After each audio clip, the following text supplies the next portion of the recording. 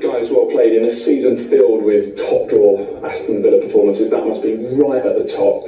How good a performance, how big a win is that, Ollie? Yeah, I think it's massive to come away to Arsenal when they're playing such good football, controlling games, and to play like that just shows where we've come and where we're going, really. It's probably a perfect away performance. And you saw you go over to the away fans at the end, like Klopp-esque punching of the air. It looked like you particularly enjoyed that win. I enjoy every win, to be fair. But yeah, they've been supporting us home and away. We knew that we need a big away win for our Champions League hopes. So this is the first step. We've got 5 finals left, but we need to enjoy this one and go on Thursday and try to qualify to semi-finals. What was it for you? 11 years a gunner, but goodness me, you've hurt them today. Yeah, I think it's 10, 11 years here, so I still love the club. I still got friends here. You know, when you spend 10 years in your life, I came here as a young lad and I left as a man. So I always love this club. I always will. And Ollie, I think you've got a bit of a soft spot for them yourself, haven't you? Well, I used to. When I grew up, I was supporting Arsenal, but it's a different story now. I'm playing against them.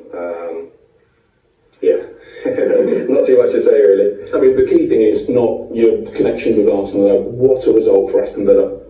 Yeah, I think, you know, any win is a big result, but considering the other results, I spoke to you before the game, we're focusing on ourselves, but we're fighting for Champions League, and you know, we knew it was going to be tough today coming away to Arsenal with the football that they're playing, but you know, we've shown what a good side we are, and I think a lot of people doubted us. They thought that we played good football, but we wouldn't come here and get a result. So I feel like we've proved a few people wrong. What did you make of that minute in the first half? Absolutely crazy. You're both involved in it. Your shot hits the inside of the post and somehow spins back past the other post. Yeah, I've seen them go in. I was running up already celebrating, and then I saw that it bounce out. There's not much more I can really do in that situation apart from score. But yeah, I'm confident that when it goes up the other end, that Emi's going to always make a save. I know how difficult it is to score against him in training, so yeah, I'm confident when the other attacker goes through that they're probably not going to score. And I guess, I mean, it's purely instinctive, but one of those big legs of yours got you out of trouble?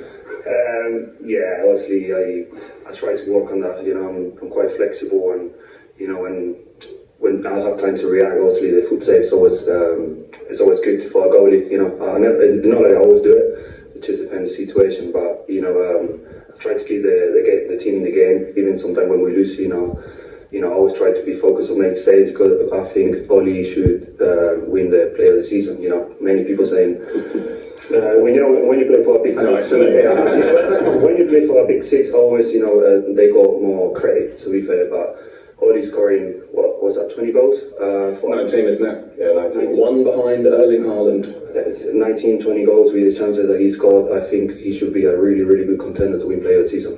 I mean, you've got a comment on that. No, obviously it's nice that he's saying that. I'm just trying to let my football do the talking. I felt like I played well today. I grew into the game. Second half, I was coming to get the ball, and even if I come off the pitch, I was happy without a goal. I was happy with my performance. So, yeah, the little thing is nice. Yeah. Last one to you, because you said earlier on in the interview you always love Arsenal. Do you hope they can recover? Do you hope they can bounce back? I think they're still second, aren't they? So they play Champions League in 4 days' time against Bayern Munich. I think they come far. They've got one of the best managers in the world as well. I work with Mikel. I know how good he is. And I think they're gonna put a really good performance next week. Well done to you. Brilliant. Thank you. Well done. How do you react to that, Wright? Well, I suppose you probably have to give Villa credit. They didn't start well. First half, you wouldn't say they started well, but the second half they got on the ball. I'm sure I had a word with them. They got on the ball, passed it around, moved us around a bit. I think we kind of went in our shell a bit, lost our intensity, whereas Villa found theirs. And you've got to remember as well, they hit the post and the bar with Tielemans, and they just looked more dangerous. And I thought there was a jeopardy about them that was quite frightening, that we needed to put them away in the first half, but we just didn't seem to have that energy and intensity to really turn the screw on Villa. And I think they recognised that. And in the second half, they got on the ball more and started to play, and then they got their rewards. Like 2 shots on target, 2 goals, very ruthless with the finishing, but I think that Villa deserved to win that game. And as you can see, Villa 3 points ahead of Spurs, having played a game more in that race for fourth. They're enjoying the moment, and rightly so, and a bit like Crystal Palace earlier on, Michael. Let's put this into context. They're only the second team to win in the Premier League at the Emirates all season, and only the second team to stop Arsenal scoring at home this season. Yeah, Arsenal have been formidable, haven't they? Especially at home, and defensively they look so rock solid. But to concede 2 goals, and we see what their former gunner feels about that, going back to his old ground and winning. But they've been so good at home, so good defensively. But Villa were good. They hung on in there and showed a bit of quality themselves. As Wright said, they were unlucky in the first half, hitting the inside of the post. And then they hit the bar and the post from Tielemans. So they were knocking on the door, and then Emmett came on and made a difference. Wasn't that easy as finish, made it look easy. And yeah, it was a very, very good performance from Villa in the end. But a sickener for Arsenal, a sickener for Liverpool. I mean, Manchester City fans and players must be sitting on their sofas at the moment. Laughing, giggling, popping the champagne already, maybe not quite, no, but sure. a huge day for them. Well, the adrenaline pumping through the Villa veins, as you can see. They have beaten Arsenal 2-0 at the Emirates. So 9 down of this Premier League weekend that has had twists and turns everywhere you've seen, but none more than this Sunday after Newcastle demolished Spurs. Brentford got back to winning ways. Manchester City, 5 goals. And that victory against Luton put them top of the table on Saturday in the 2-2 draws between Forest and Wolves, and more drop points for Manchester United, this time at Bournemouth. And then today, Liverpool, for just the second time in 58 home Premier League games, lose 1-0 to Palace. Fulham won at West Ham for the first time since 1966. And Arsenal, beaten for just the second time all season at home in the Premier League, 2-0. Didn't score a single goal or take a point off Aston Villa in the 2 fixtures. Remember, we still have Everton's trip to Chelsea to come in Matchday Live and final word on the Monday Night Football. And that's an important game for Everton at the bottom, because as you can see, they're just 2 points now after that latest deduction above the drop zone. They do have a couple of games in hand on all of those teams around them. The 3 promoted teams, Sheffield United, Burnley, Luton, still the ones in the drop zone. Well, how many people would have expected the top 3 to remain the same today? I don't believe you if you're sticking your hand up right now. Even the most ardent of supporters wouldn't have expected that. Liverpool beaten, staying on 71. Arsenal beaten, staying on 71. 2 points clear. The reigning champions, Manchester City, looking to become the first team to win 4 Premier League titles in a row. It's now back in their hands. 6 to go. If they win all 6, they will win 4 in a row. And just to remind you, Aston Villa 3 points clear of Spurs, having played a game more in the race for 4th. West Ham's defeat, incidentally, good news for Newcastle in particular, who stay in that definite final European place. Declan, first league defeat of 2024. Where did Arsenal fall short today? Not killing the game off in the first half. I think that's the biggest one. I think the space that we had, the chances that we created, the chances that we missed. I think in games like this, you have to be scoring 1 or 2 of them, and in the end, it come back to haunt us. Lost home and away to Villa this season without scoring. What makes this Villa side so hard to play against? I don't know, to be honest with you, because in both games we could have scored 3 or 4 goals. So it's more on our side, to be honest with you. Yeah, they're a great team, and they hold the line really well and they're compact. But the chances that we have in these games, we've got to be taking them, and so it falls on us really. Looking at the table now, just how damaging could this defeat be? Yeah, obviously it doesn't read good, being 2 points behind Man City, but I think as you see with the other results today, there's going to be so many more twists and turns towards the end. We've just got to stay positive. We've got 6 football matches that we need to give absolutely everything for, and still, good things can happen. We just need to focus on ourselves really. How did it affect you psychologically playing last this weekend? Was there additional pressure? Did you know that Liverpool had lost? No, because I turned my phone off, so I didn't know the result. I'll just see it then when I come back in. There's even more bit of a kick in the teeth seeing that result. But look, we played last, before we played last against Man City the other day, so it doesn't really have much difference. It's just annoying that we couldn't get something from the game, because even if you can't win, definitely don't lose and you take a point. And in the end, we've taken nothing, which is obviously gutting. It was a half-empty Emirates by the end. It's been such an incredible atmosphere here throughout the season. I'm sure you can understand their frustration, but how much you're going to need your fans now in this final run-in? Yeah, we're going to need them massively. I think the change in the energy with them has been unbelievable. They've been like our 12th player this year. The home atmosphere they've created has been outstanding, and six big ones to go, so we're going to need them every step of the way. How important now to pick yourselves up and go again, because you've got a massive Champions League game coming up, don't you? Yeah, it's the perfect game for a reaction. We need a reaction on Wednesday night, and it's a great chance to show our character and leadership. So it's time to go out there and hopefully get into the semi-final of the Champions League. Good luck and thank you. Thanks for your time. Thanks, guys. We've got obviously a lot of focus on the result, which is a hammer blow, but it all comes back to performance in the end. What did you make of the performance?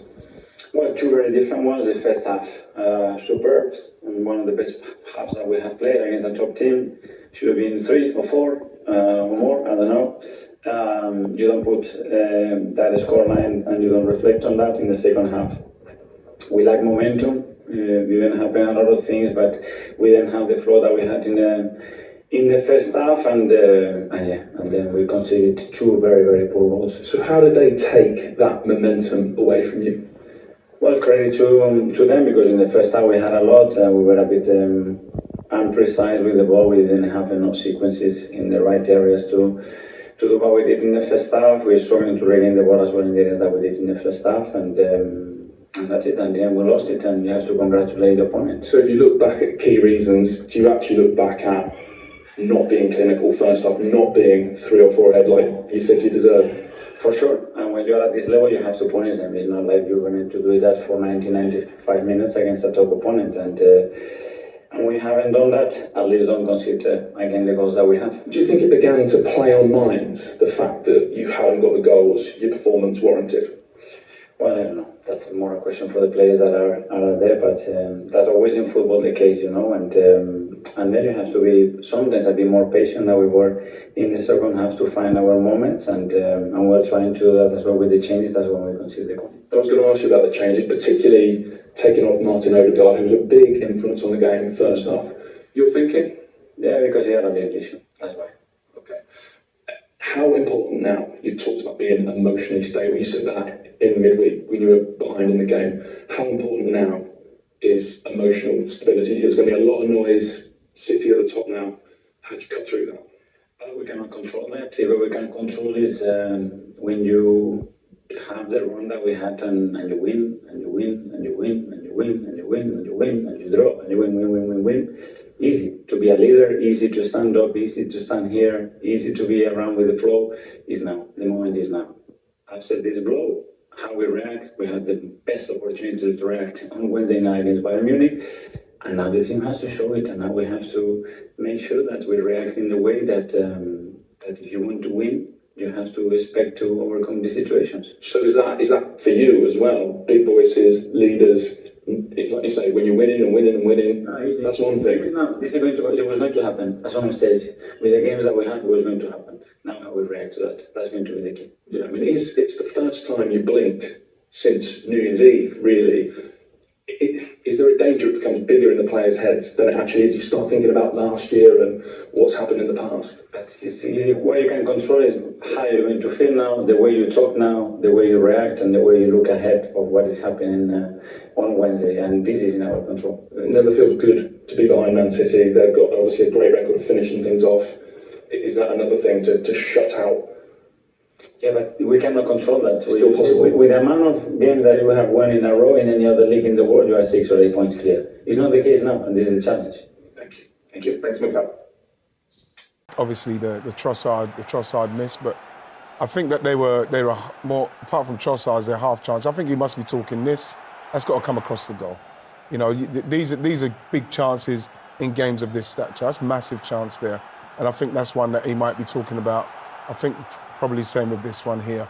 And you have to take these chances in these moments simply because, this is what takes the impetus away from Villa. This is what takes the drive away from Villa to make them think at half-time, we can get something here because you're giving them a chance. So once this comes across, he's got to open his foot, side foot, and he's got to put that here. He's got plenty of time to do it. You can see that. there with the connection. And I think he's talking about that. That's the three he can be talking about. And yeah, in a more clinical situation, if the guys are more clinical, yeah, they probably could score 2 or 3 there.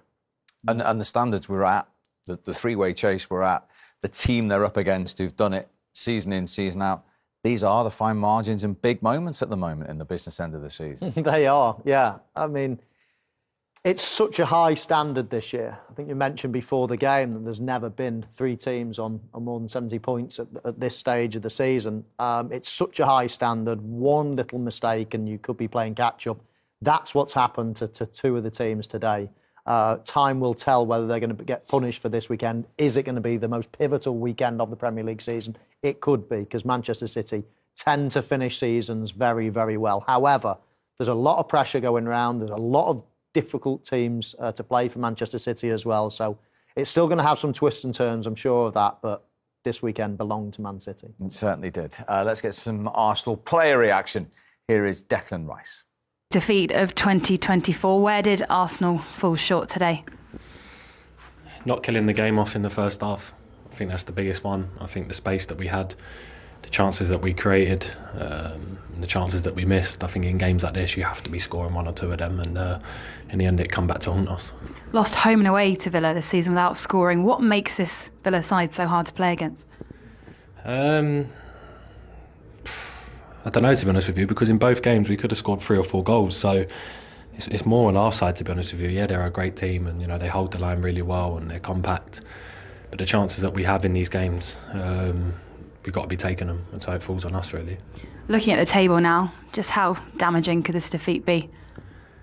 Yeah, obviously it doesn't read good, being 2 points behind Man City, but I think, as you see with the other results today, there's going to be so many more twists and turns towards the end. We've just got to stay positive. We've got 6 football matches that we need to give absolutely everything for, and still, good things can happen. We just need to focus on ourselves, really. How did it affect you psychologically playing last this weekend? Was there additional pressure? Did you know that Liverpool had lost?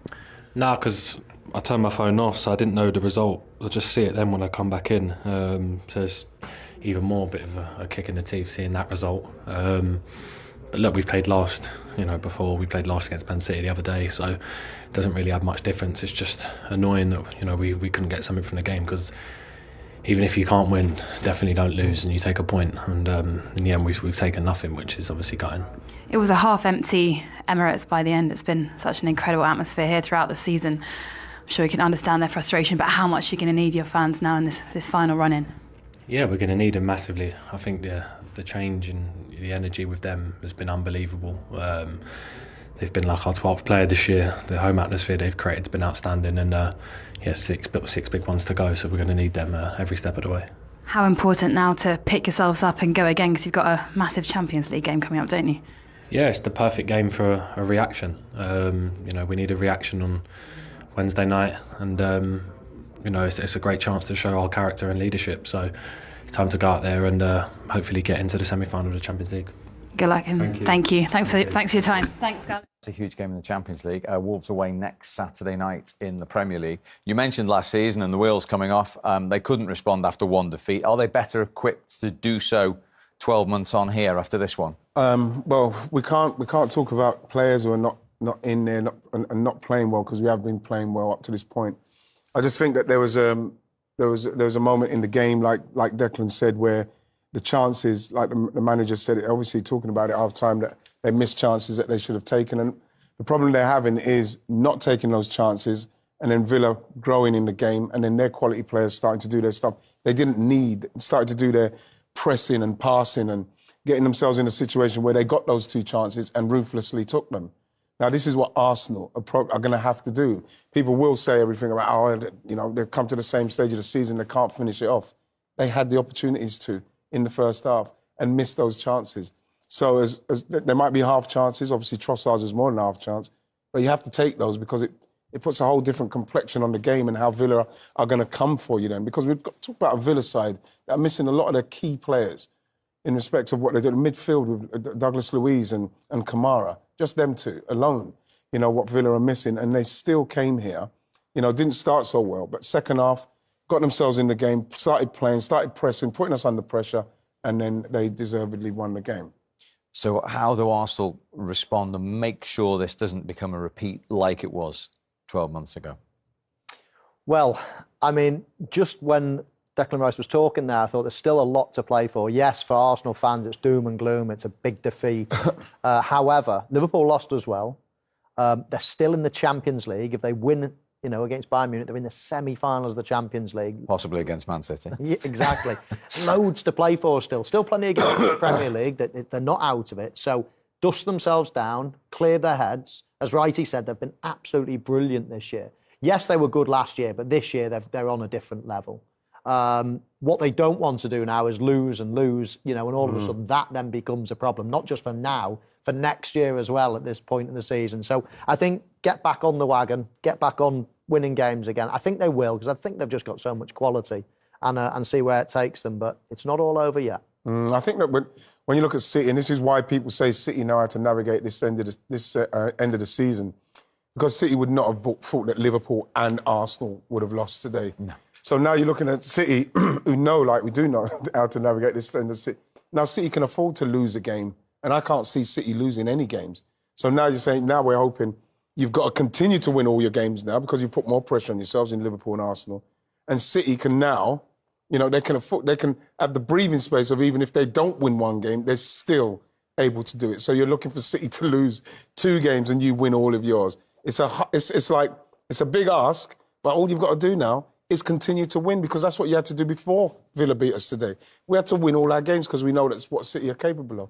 Former Arsenal goalkeeper Emi Martinez, former Arsenal manager Unai Emery, bringing his Villa side here and coming away with all 3 points, down to, at least in part, the goal from Ollie Watkins. How important a game do you think that it was for him, Jamie? Well, first of all, for the team, that's what you do it for, because vital is to get those 3 points. And then from an individual point of view, he's looking at the top goal scorer. He's gone 1 behind Haaland now. And also from England's perspective, he'd have seen Solanke score last night. People are now talking about who's going to be the other striker that's going to go. But you could just see his level today is so high. They couldn't deal with him at times. He was unlucky in the first half when he hit the post, and then second half of his goal, it was a fantastic finish. A little bit of luck with the deflection, but he is such an important player for Aston Villa. And the fact that he stayed fit all season, 19 goals is an incredible number to receive, and so congratulations to him. Yeah, and he's been a large part of why Villa have got themselves into the position that they are, which is 3 points clear of Tottenham, albeit having played a game more than them, and in 4th place, because increasingly 5th is looking less likely to be a Champions League spot. Oh, phenomenal job what the manager and the players are doing. Yeah, they're a good team. They're underrated. They've got a top-draw centre-forward. They've got top-draw goalkeeper. And they've got good players all over the pitch. They're a very underrated football team, Villa. They had that little blip in the middle of the season, the middle of the season when they couldn't win a home game, where they were so strong. Then they had that bad month. If they didn't have that bad month, they'll be sitting in second today. They lost, I think, 3 on the trot at home or something, or 3 or 4. So they're a good team. Hopefully they can get a result in Lille. I really hope they can. They're a very good team, and Watkins has improved tenfold since the manager's been there, in my opinion. The manager deserves so much credit, Paul, doesn't he? He come here at the wrong time. Yeah. He followed in exactly. Arsenal. He's a bit of a laughing stock. Yeah, he was a million. Now we know. He's a top manager. He improves players, and that's your job as a manager, to improve football, improve players, and he's done that with Watkins. Watkins is, you've got to be a good player to. He didn't get too many chances today. It's the inside of the post, spins around the other post, and then he scores a goal, a brilliant goal.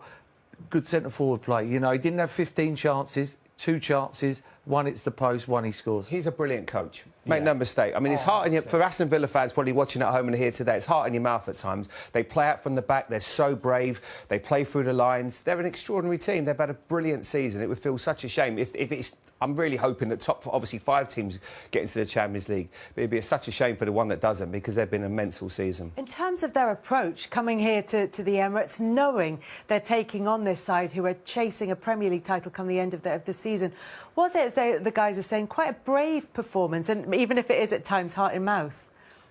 They were brilliant today. I think the game plan was really clear. They built from the back. They are not scared. They can play the ball from the back. When they know that Arsenal have threat up front, especially on the side. And when Arsenal have the ball in the final third, they stay really compact together. And then as soon as they have the ball, they break.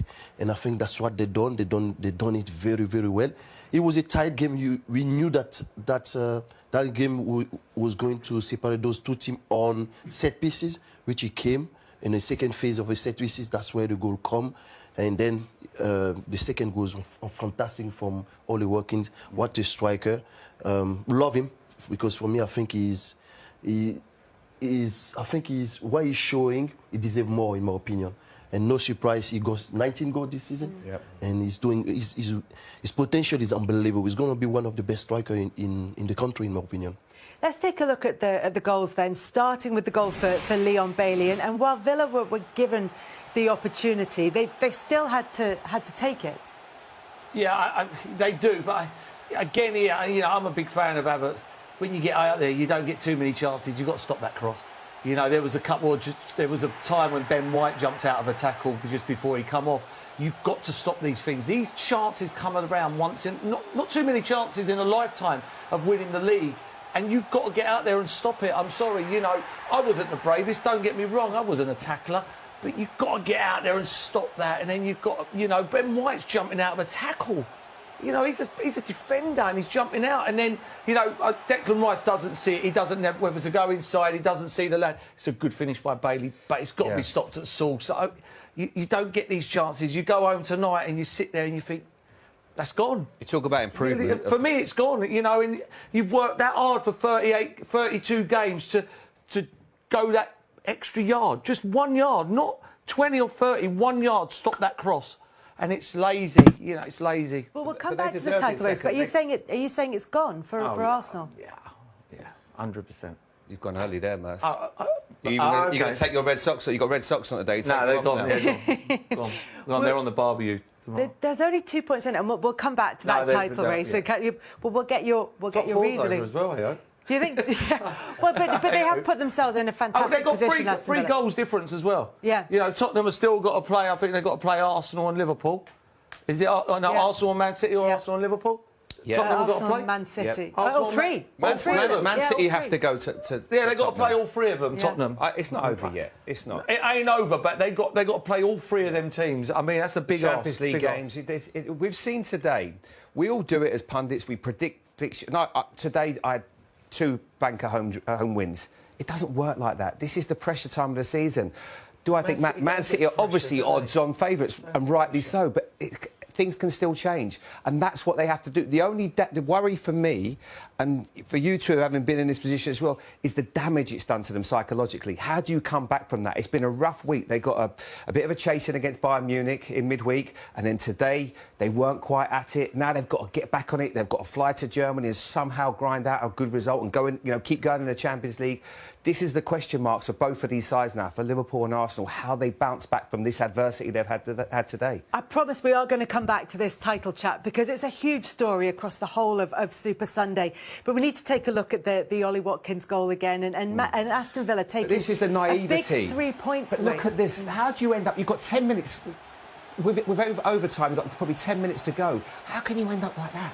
When he's clean through on goal. I know Smith Rowe's trying his best to get back. But that can't happen, Colo, can it? Absolutely. This is a too easy goal for Arsenal to give to Aston Villa there. This is a fantastic striker. You can't give him that opportunity to go 1v1 with a midfield there.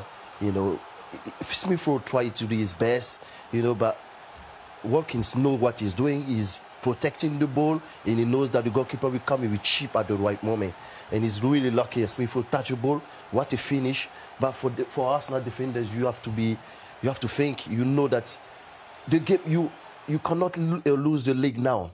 Still a lot of games. You just have to make sure that you stay tight to Manchester City, because City are used to that kind of situation where they're comfortable. They know that they've been doing that. For Arsenal, is like they're stressing a little bit. You don't have to stress. Stay calm. Keep performing. Yeah. The season is still long. Because even when you had the Invincibles, when you look at, obviously that was incredible. You had a lot of draws when you probably things weren't going. Even if you get a point today, just to keep Man City honest, but that just felt. And I get the whole risk reward of keeping teams in, pushing them, pressing them in there, but you cannot leave it that open when you're still in the game with 8-9 minutes to go. And especially when there have been chances not taken of your own. Leandro Trossard had a fantastic chance for Arsenal. Absolutely. And this is a moment. Liverpool had it earlier on.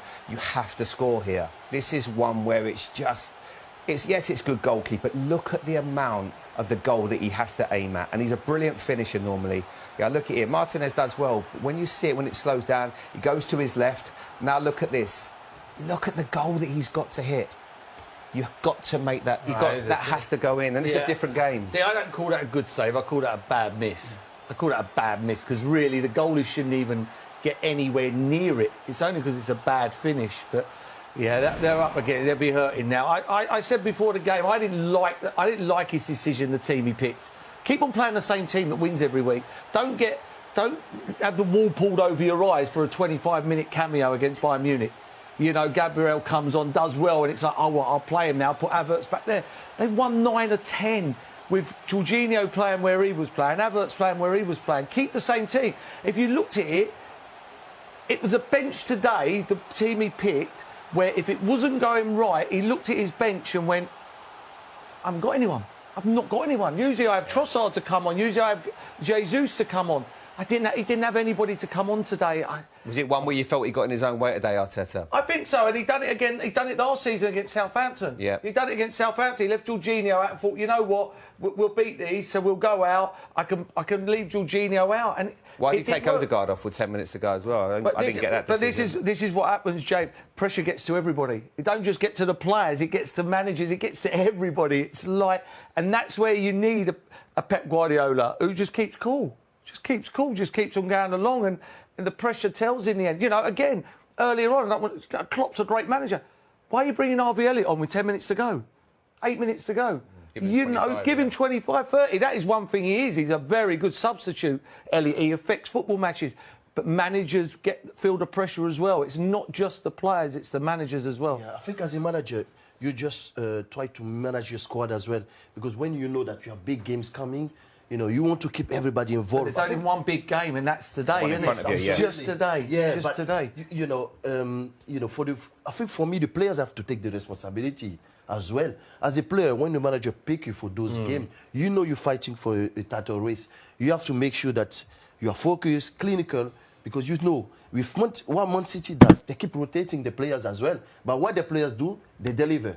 You know, and I think for me, you know, with the change Arsenal made, the performance was right, you know, especially in the first half. I think the second half, they start to panic a little bit, and that's where they make the mistake, and then they lost the game. But you want... I promise you're going to have till 7:30 to talk on Sky Sports Premier League, and we are going to carry on talking. As he said, results earlier in the season, in pretty much any other league or in most seasons that haven't had this vintage Manchester City side, they would be clear and they would be on their way to a Premier League title. But it is so tight at the moment. Paul, you said earlier you think that's it for Arsenal. With 6 games to go, they're 2 points off the lead. Why do you think it's all over? Because they're chasing the best team in the world down. The best team in the world who've done it year in, year out. It's not, you know, they reel off... when was the last time they got beat, Man City? What is it now? They haven't lost at home for 40-odd games. Unbeaten in 17. Unbeaten in 17, they just reel them off. It's not like we're sitting here and we're going, oh, I wonder how Man City will be this season now with the rest of the games. They'll reel them off. They will reel them off. I'd be shocked. It's not squeaky bum time. No, not for them. They will just keep on playing and wiping teams away, in my opinion. If it was someone else they were chasing down, every chance. But I've seen this team too many times. They're bang out of luck, Arsenal. You know, they're chasing the last season and this season. They're chasing one of the best teams ever to play football. Yesterday morning, Manchester City, according to Opta, had a 41% chance of winning the Premier League title. After their win over Luton, Arsenal's defeat by Aston Villa, Liverpool's defeat by Crystal Palace, Manchester City now have, according to Opta, a 70% chance of winning the Premier League come the end of the season. Is that how you would assess it, Colo? Of course, they have an advantage, I will say, but I still think that the season is no finish yet. You know, of course, City are used to be in that kind of situation where they can keep winning games after games, and then the players, because they're so used to that, they knows how to emotionally control themselves, and that's an advantage. You have a manager who done it as well so many times. But I think this season is different. This season is very challenging. Liverpool is there, Arsenal is there as well. Of course, today result is a blow for those two teams, but I will say it's not finished yet. You know, they have just to focus on themselves, keep winning the games. You know, City is very strong, but you still have some games to go. Don't use your emotion right now. There's no time to use your emotion. Just keep focusing yourself, believe in yourself, and go right at the end of the season. Well, you can tell the disappointment, understandable disappointment. We heard it from Mikel Arteta, we've heard it there from Declan Rice. But what do they do now? How do these Arsenal players pick themselves up ahead of, you know, as Paul was saying, a huge game against Bayern Munich in midweek and 6 more Premier League games to go between now and the end of the season? I think you just have to focus on your performance. As a player and as a team, the only thing you can really do is to make sure that you perform well. And when you're performing well, you're giving yourself more chance to win football matches. And don't get affected by the results, because you're not far from the end of the season. There's crucial games now. The only thing you need to do, perform well, give your best in every single game. Try to be clinical to solve goals, because that's what was missing today. Apart from that, I think Arsenal has been fine for all season. Don't put too much stress on you. You know you're playing against some of the best team in the world, because the Premier League is one of the best league in the world. You just have to express yourself the best as you can, and see what happens at the end of the game. No stress at all. There's no point to have stress right now. Carlo, when you look at, say, what Arsenal have done of late, they would have kept us settled, certainly back four, Kivior playing left-back, and Ben White right-back, and the 2 centre-backs, Saliba and Gabriel, and he changed that today. Do you think that can have an impact when you're on a great run and you're winning games consistently? Do you think that sometimes can affect the balance of the team and the shape? Yeah, we say, because as a player, the more you play with your teammates, the more you have a connection with them. And then you understand each other without looking each other, really. But they do training as well, and then they've been playing games together as well. They must know each other. They must connect to each other better. For me, I think the first half was really good for Arsenal today. They should have scored a goal. They didn't. Second half, panicked a little bit, didn't create enough chances, and then they played against a really, really good side, Aston Villa. And Aston Villa can beat any team in this league. Yeah, but a couple, not even 2 weeks ago, they were getting blown away at the Etihad, literally blown away 4-1. Yeah, this is the standard you get to. Do you know what I mean? And yet Arsenal have taken 4 points off Manchester City this season. They've done the hard work. They have done the hard work, and that's the disappointing thing. You can see with Declan Rice there, the players know. They know, it was in their hands. They had it in their hands. There's nothing worse than it not being in your hands. Well, I hope they're not listening to you tonight, Murph, because if they are, they're giving up. They're down in salt. They've got to keep believing, though, haven't they? I'm just telling you. You want me to be honest? I'm telling you, be honest. Be honest. If it wasn't Man City, don't worry. There wouldn't be a worry. There wouldn't be that much of a worry. It's nothing worse than being in your own hands. Do you know what I mean? And it's out of their own hands now.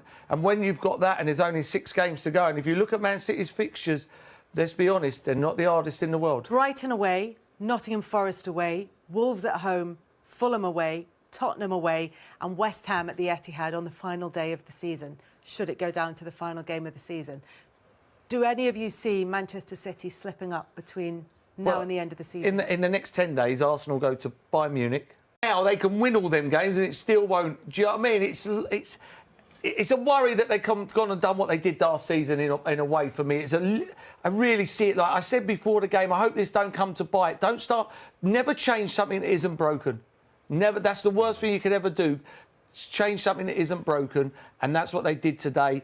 They had a team that was rolling along, wiping the floor with everybody. Went to Brighton and destroyed Brighton. You called it before the game. And today they didn't. And, I worry. And as a manager, I was a manager in a lower league, but there's no better feeling looking around on the bench and going, he can change the game, or he can change the game. He'd have come in at half-time today, when that game at 0-0 and gone, I've used all my aces here. I trust I don't know he started. Yeah, Jesus. He started. You know, and as I was saying to Gary, you know, he's playing as a centre-half, you know, 70 minutes gone, Jesus comes on, like he did against Bayern Munich, and he's jinking and, you know, and Trossard comes on and both-footed, go that way. Wasn't that? There wasn't that today, you know, and the longer the game went on, but, you know, I know it was about them two teams today, Arsenal and Liverpool, but Aston Villa and Crystal Palace were phenomenal, and that's why this is the best league in the world, because these teams don't come and get their stomachs tickled. Other leagues, they do. This league, they don't. They come to win football matches. That's why you... Ollie Watkins, future to Mikel Owen, but we'll come to that in a moment. How good does that feel? How big a win was that today, Ollie? Yeah, I think massive. You know, we definitely frustrated Arsenal.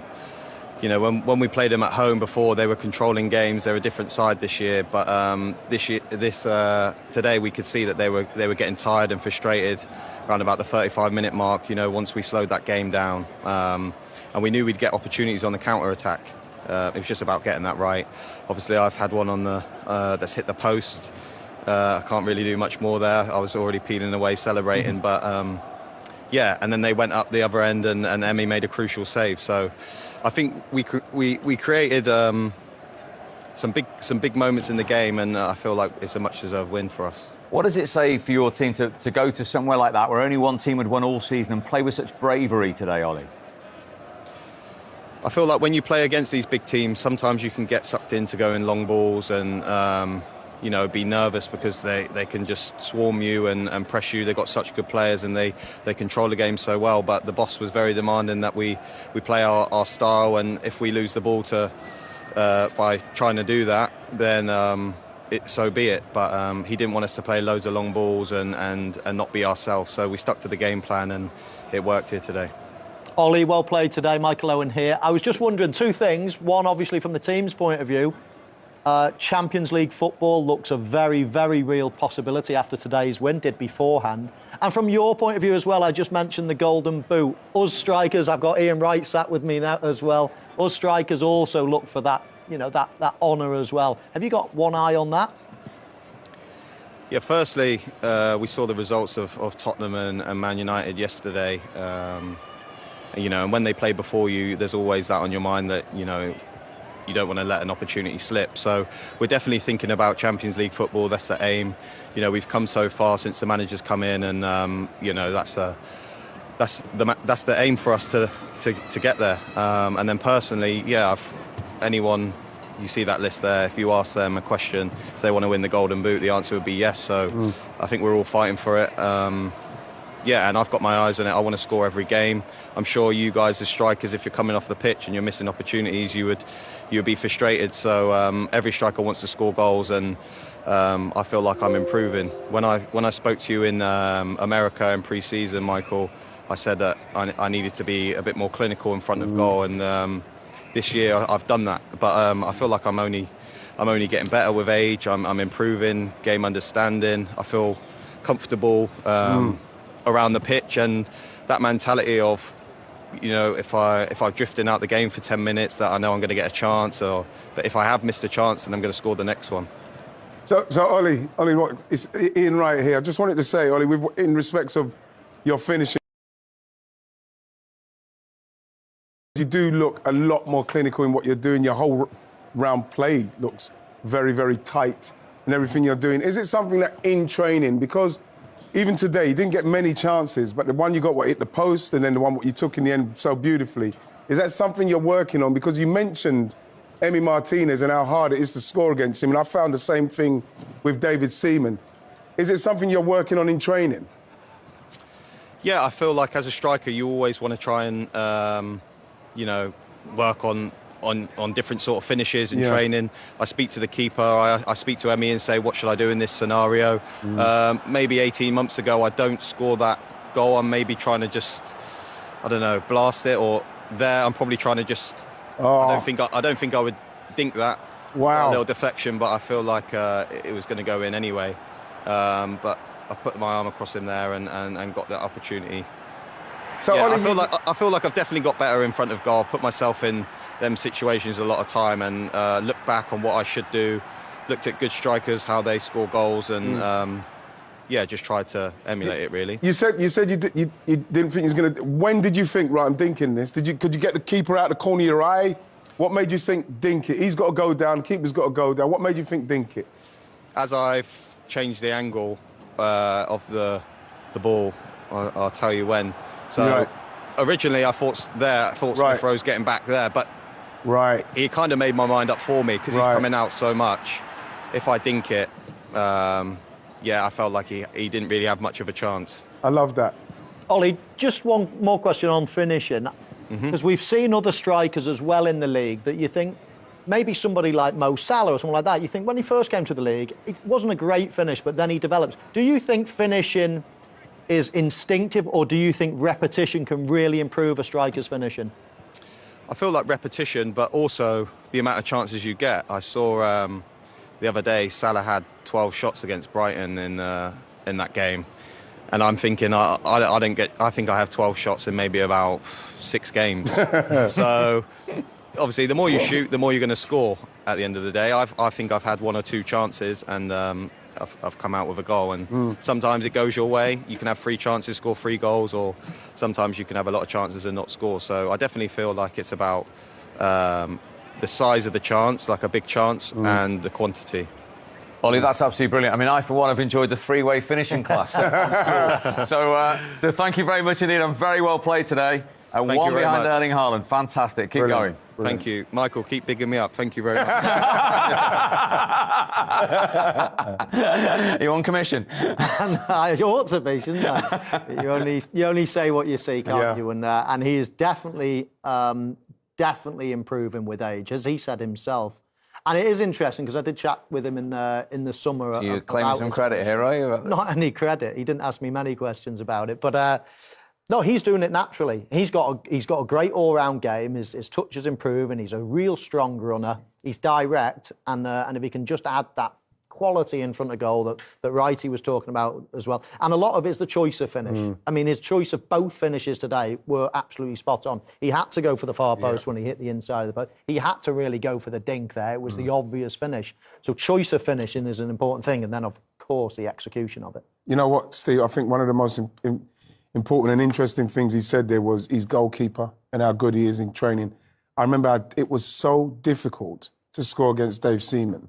And I can imagine the same with Ollie there, with Emi Martinez. You see the saves that Emi Martinez makes. You can imagine how many chances he has in training and how he has to hone his finishing even in training. So when you come on a Saturday, if a goalkeeper's not quite right, like he said, I saw him and I saw he knew to dink it because he's got to play against a goalkeeper that's probably saving everything. So he has to be very precise. And that really improves you as a finisher as well. Fascinating. It's 1,001 games for you now as a manager, and so many times over 20 years we've seen you come up with a game plan which has had a huge impact on a match. I know you've touched on it a bit there, but just tell us a bit about the game plan today. And do you think this sort of challenge brings the best out of you as a coach? We are analysing deeply each match, and we played 10 days ago in Manchester City and we lost 4-1. But we were trying to understand a lot of things. We did good, but we needed one step ahead, doing something better. And today was the example. We used this match to try to improve and to try to learn about this match. Can you tell us what that something is? That's something from City that you did today? Firstly is defence. Defence strongly. The small details in defence as well. Small spaces, try to be narrow, to be inside, try to avoid at the beginning line passes, and then be compact with the players. And more or less this was the first idea we had in our game plan today. And then was try to get our time as well with the ball, keeping more possession, trying to avoid the press, trying to do passes and being patient, and we did. First half we did better the second half, and progressively we impose our positioning as well the second half better than the first half. What does the result mean to you personally coming back here to Arsenal? it's not however chance. It's for Aston Villa, and it's because we had 60 points, and with those points we have 63, and we are closer to being the top 5. This is the only objective I had before the match, and of course Arsenal to beat here then is very difficult because they are doing amazing season, and I think they are very difficult to lose here, to create chances here against them is being very difficult. And of course I am very proud of our work, of how the player they were focusing and being demanding themselves to get it, and I'm very proud for it. Lastly, does this feel like a big step towards Champions League football? Your result, but also the other results that have gone your way this weekend. Yes, today the 3 points we played is the same point we played last week against Brentford, and we were winning 2-0 and a very good draw. The same point, and the same point we're going to play next Saturday against Bournemouth. And if we are not then being consistent like we were today, we can lose. And of course, this is the demand, and this is the level we want to face and to fight against things like today. But even against Brentford, even against Bournemouth, and this is the way, and this is as well sharing with the match we are going to play on Thursday as well. Very difficult in Lille. Well done. Thank you so much. That is Villa's 4th win against the top 5 this season. Takes them on to 63 points, 2 more points than all of last season's total as well, when of course he got them into European football. I mean, just a word on the progress and the job he's doing at Aston Villa. Well, really, it's only when he was at Arsenal that he had a little blip on his copybook, because apart from that, his career has been absolutely... And he still got them to a European final in 5th. He did, yeah. And when you look at Arsenal managers in and around that time, it's never easy to follow an Arsene Wenger. We've seen it at Manchester United, follow a Sir Alex Ferguson. We might be seeing it at Liverpool, try to follow Jurgen Klopp. It's not easy when a manager's been really successful for a long period of time and then to try to find a successor. So he possibly came in at a difficult time.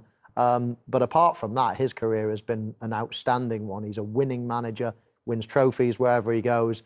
And again, he's punching above his weight at Aston Villa this season. Yeah, and they're still in the European quarter-final, chance of a semi-final, and it's in their hands now for Champions League. Yes, and deservedly so, the way they've gone. And, you know, he's somebody he's not hidden behind or made excuses for the amount of injuries that Villa have had this season. They've just kept going. And what we're seeing is a manager that is very meticulous in what he's doing. He spoke about the Man City and the defensive side of it. We heard him there saying that he's had to tighten up today. They tightened up. Didn't play as well as in the first half with the way they wanted to control the ball, but second half they did. And then their forwards got on with doing it and made the great substitutions, and they went on to do it. But him as a manager, like you rightly said, Mike, coming in after Arsene Wenger was always going to be tough. But I think that him going away and coming back, you know, showing his quality, and we're seeing it with Villa.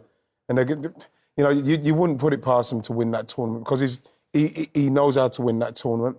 And the same with getting into the top 4. You would not put that past them now. But like he said, you know, if they don't concentrate, you know what I mean, they can easily lose in their next game and that. So they've got to keep going now. Terrific day for Aston Villa. Arsenal beaten. A ver, saque de banda. Balón puesto en movimiento. Intentaba rematar más valiente. El remate. ¡Gol! ¡Bauer! ¡Gol!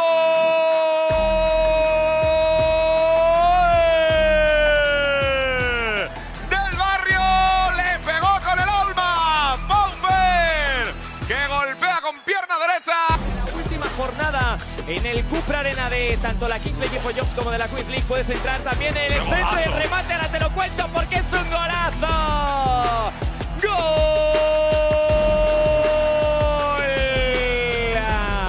De Frankie Purdy. Arrancó la moto. Vamos a ver lo que hace Ubon. Ubon que toca hacia atrás para pegarle más. ¡Golazo!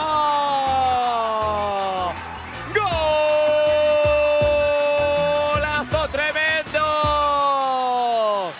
De Don Olesh Masegú. Iñaki Villalba, que se está recuperando de ese choque. La bola para Norrito. ¡Golazo! ¡Saca la Briones! ¡Golazo! chicharrazo que acaba de mandar Rolito y todo el banquillo de Cunipo se quejan de un posible penalti. Creo que es Ubón, ¿no? El que está tenido en el terreno de juego. Pero vamos a la contra. Ahora el remate para adentro, Mabego. ¡Gol!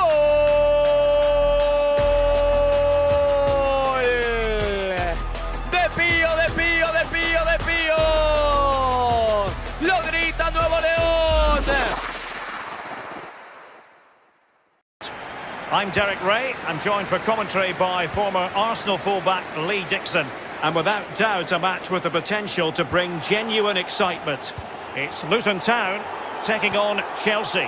Hi, Derek, thank you. Well, both managers will be reminding their players how important... Well, it could be on for him here. Is it going to be? Keeper getting the touch. And it's gone behind for the corner. Over it comes. Did his job defensively.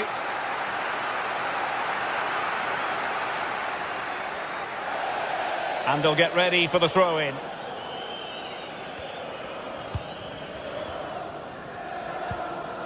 Pearson.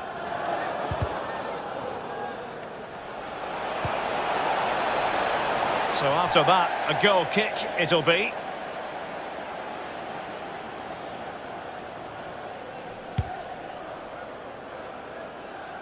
Well, pick your adjective where Hakim Ziyech is concerned. Explosive, I think, might be an approach. Can they take the lead here? And mistimed the run, sadly. That's offside.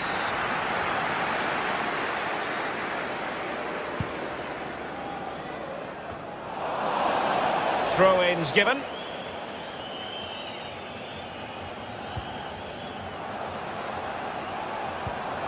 This looks promising.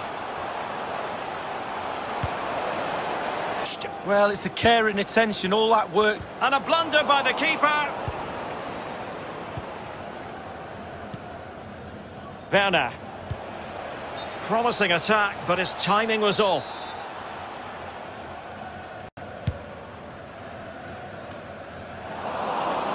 Well, they've lost possession of the ball. Nicely cut out. Oh, that's an interesting pass. Ziyech. In it goes. An early goal. No wonder they're celebrating.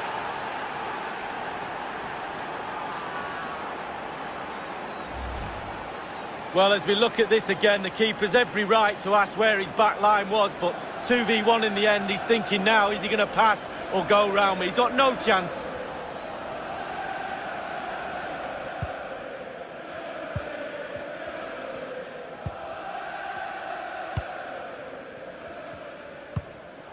Well, real difficulty keeping the ball.